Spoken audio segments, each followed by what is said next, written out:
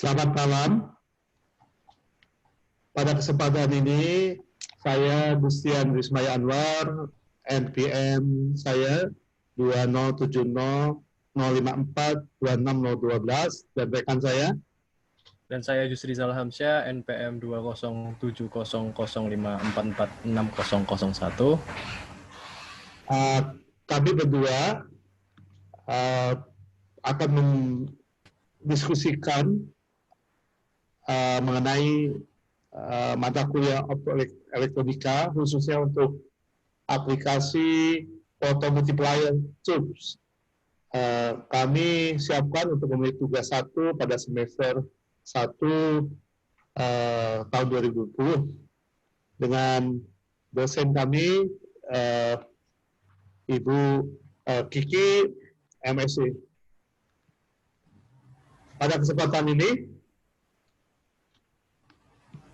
kami ingin menyampaikan bahwa dalam optoelektronika banyak diterapkan dalam suatu aplikasi pada perangkat elektronik yang berfungsi mendeteksi serta mengontrol sumber cahaya atau dapat dikatakan sebagai peralatan yang difungsikan untuk mengubah dari tenaga listrik ke optik atau sebaliknya.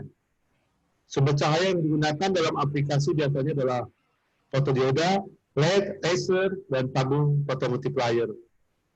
Beberapa sumber ini telah banyak digunakan pada beberapa perangkat optoelektronik yang biasa digunakan dalam bidang telekomunikasi, serat optik, atau digunakan sebagai sensor. Karena aplikasi dan penggunaan alat optoelektronika yang semakin hari semakin diperlukan, maka optoelektronika merupakan salah satu cabang ilmu yang terus berkembang dan diharapkan mampu untuk menghasilkan alat-alat yang lebih canggih. Mengenai pengertian foto multiplier tubes, rekan saya Yus akan menjelaskan, silakan. Foto multiplier ini adalah satu perangkat optoelektronika yang fungsinya untuk mengukur cahaya yang sangat lemah. Jadi untuk device ini itu sangat sensitif terhadap cahaya yang secara optik terhubung dengan kristal natrium iodin. Tujuan dari kegunaan dari photomultiplier tubes ini adalah untuk mengkonversikan energi cahaya dari kristal menuju energi listrik dan memperkuat pulse hasil dari kelistrikannya. Tabung multiplier ini terdiri dari fotokatoda dan biasanya serinya di 10 dionode. Surubung kaca di luarnya juga berfungsi sebagai tekanan batas untuk mempertahankan kondisi kevakumannya di dalam tabung, sehingga elektron yang dengan energi rendah dapat dipercepat secara efektif dengan medan listrik internal. Lalu prinsip kerja photomultiplier tubes adalah ketika cahaya masuk dalam fotokatoda ini akan mengeluarkan fotoelektron ke dalam vakum. Fotoelektron ini itu adalah elektron yang dihasilkan dari peristiwa efek fotolistrik. Elektron dapat menyerap energi dari foton yang dipancarkan. Semua energi dari satu foton ini harus diserap dan digunakan untuk membebaskan satu elektron dari ikatan atom. Jika energi foton diserap, beberapa energi akan membebaskan elektron dari atom dan sisanya berkontribusi terhadap energi kinetik elektron sebagai partikel bebas. Lalu fotoelektron ini selanjutnya diarahkan dengan memfokuskan tegangan elektroda ke arah pengganda elektron atau elektron multiplier, di mana elektron di situ akan digandakan oleh proses secondary emission. Secondary emission ini adalah satu fenomena di mana partikel utama yang mempunyai energi berlebih akan mengenai permukaan atau melewati suatu material yang berakibat emisi dari partikel sekunder. Bentuk ini sering diasumsikan terhadap emisi dari elektron ketika partikel bermuatan seperti elektron atau ion dalam tabung vakum mengenai suatu permukaan metal yang dinamakan elektron sekunder. Elektron yang digandakan ini dikumpulkan oleh anoda sebagai suatu sinyal keluaran atau output. Karena penggandaan emisi kedua ini, tabung photomultiplier menyediakan sensitivitas yang tinggi dan noise atau gangguan yang rendah. Di antara alat yang sensitif terhadap cahaya yang digunakan untuk mendeteksi energi radiasi dari ultraviolet atau sinar tampak dan dekat daerah sinar infrared. Kelebihan dari tabung fotomultiplier ini juga, yaitu responnya cepat, noise rendah, dan pilihan area yang sensitif terhadap cahaya luas.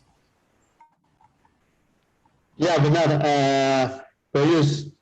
Dan mungkin saya juga ingin menggarisbawahi untuk proses yang terjadi di dalam tabung yang telah dijelaskan oleh Yus. Itu terjadi beberapa proses pada tabung. Saat mendeteksi sinyal cahaya yang dirubah menjadi energi listrik, proses-proses yang paling utama tersebut yakni pertama cahaya masuk dari jendela masuk, cahaya tereksitasi dalam fotokatoda sehingga elektron dipancarkan ke dalam vakum, efek fotolistik resonan. Fotoelektron dipercepat dan difokuskan dengan elektroda pemfokus ke dalam diode pertama di mana fotoelektron digandakan atau terjadi proses emisi sekunder elektron. Emisi sekunder elektron mengalami penerangan secara berturut-turut pada setiap dinodenya.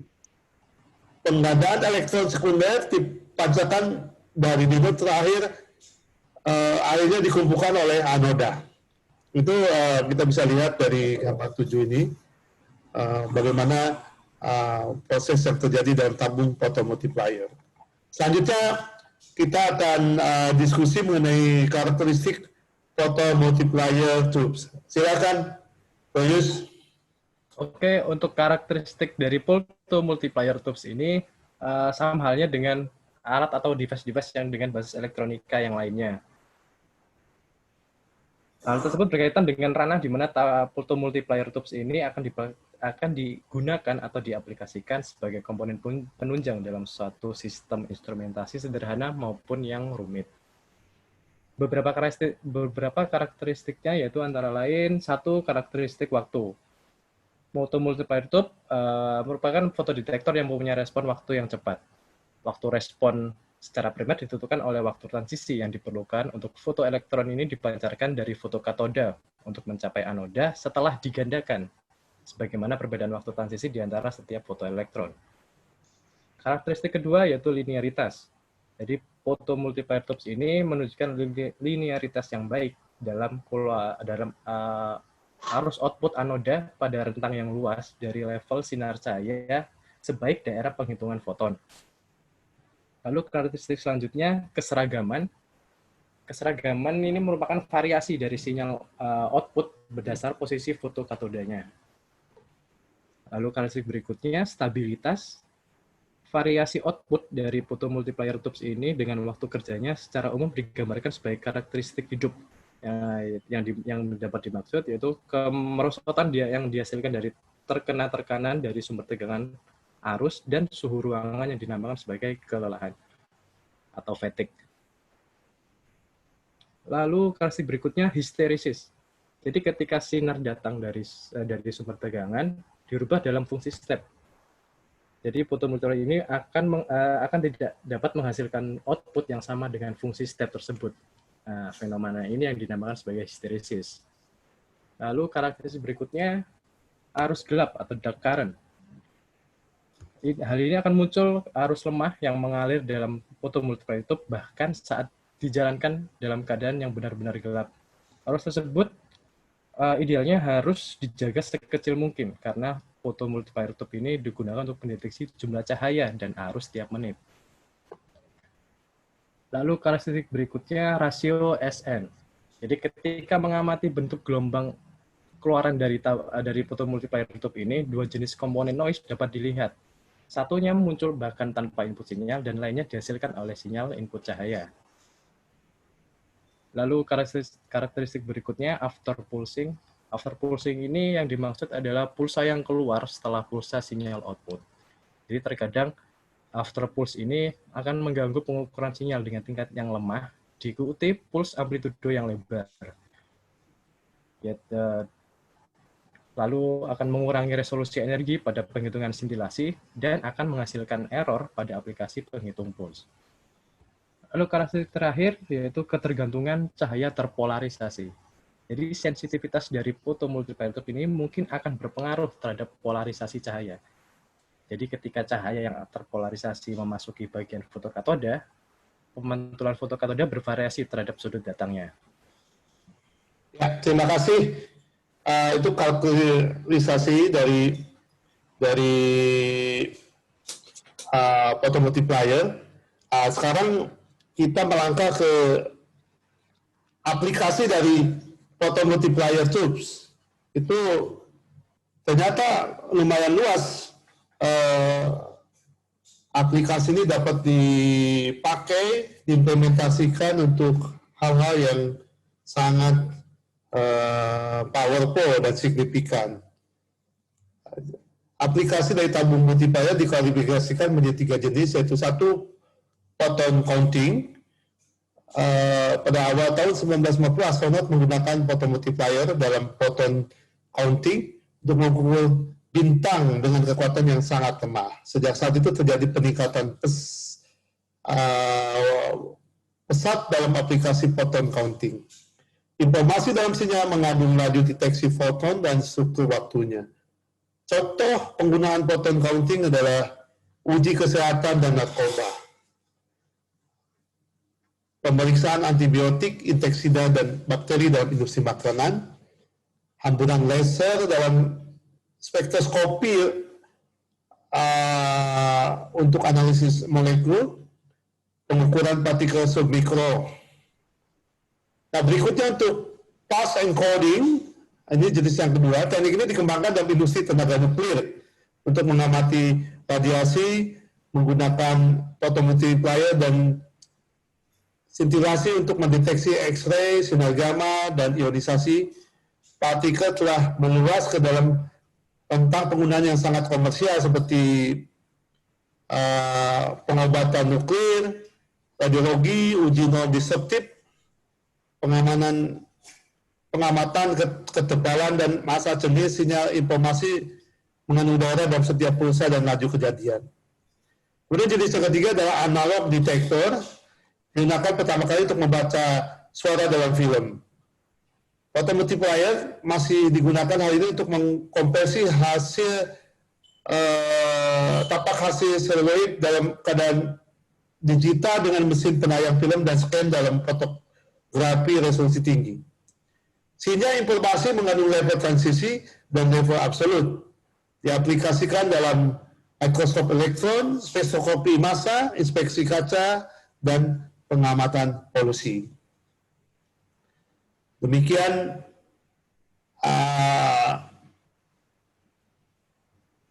diskusi kami mengenai photomultiplier. Kira-kira dari sisi Bro Justisa ada yang digaris bawahi atau di ini mengenai photomultiplier? Untuk photomultiplier, jadi ini termasuk salah satu jenis pengaplikasian dari ilmu optoelektronika yang dalam kehidupan sehari-hari.